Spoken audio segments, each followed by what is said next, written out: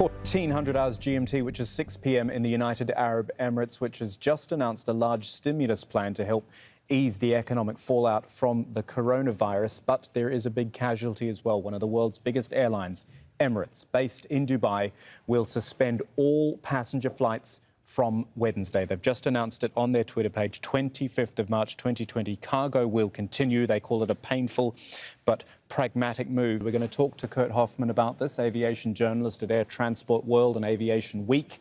He's in Salzburg in Austria. I know there are limitations on travel anyway at the moment all over the world, brought in by governments. But an airline the size of Emirates shutting down all its passenger operations is a huge step. Well, it shows us, and it demonstrates again, that no big airline is immune about the current crisis. It is the biggest crisis for aviation in its history. And even Emirates have to follow this painful trend to cancel flights throughout the world. I'm sure we will see also soon Etihad Airways canceling more flights in your region, in the Middle East. So it's just the latest new big trend, which was to expected, actually, that Emirates will also cancel a lot of flights, or even all flights. It'll have a massive impact on people, won't it? I'm just looking at the Flight Radar 24 map, which shows its reach, I mean, from Dubai to the rest of the world. And it's not so much just an A to B airline, isn't it? It's A to B to C. It takes people in transit through the UAE.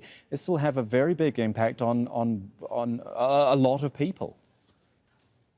Absolutely. As we all know, the Middle East, and especially Dubai, it changed the traffic flows over the world globally over the last few years. So Dubai became one of the most important hubs worldwide. And every interruption of a hub like this, Frankfurt, Dubai, Paris, whatever, but Dubai especially, creates a big impact for the global travel system. So this is quite a big news in these challenging days for the aviation business.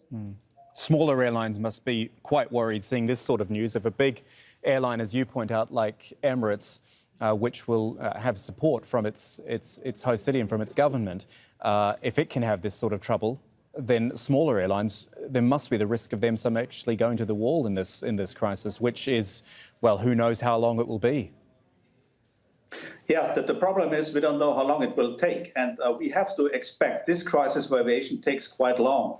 There are a lot of travel bans, there are a lot of flight restrictions, and I don't expect in the next few weeks or even months that something will go back something to normal. Too many airlines grounded their worldwide fleets, and Emirates is the latest prominent victim on this. And as you said, all right, sure, there are many smaller airlines which getting in deep troubles. But we also see now more airlines requesting for aid from the governments. Even strong Lufthansa, one of the richest airlines in the world, is looking for state aid from her government. Extraordinary times, aren't they? Thank you, Kurt Hoffmann, aviation analyst, talking about Emirates grounding all its flights from Wednesday. Thank you very much.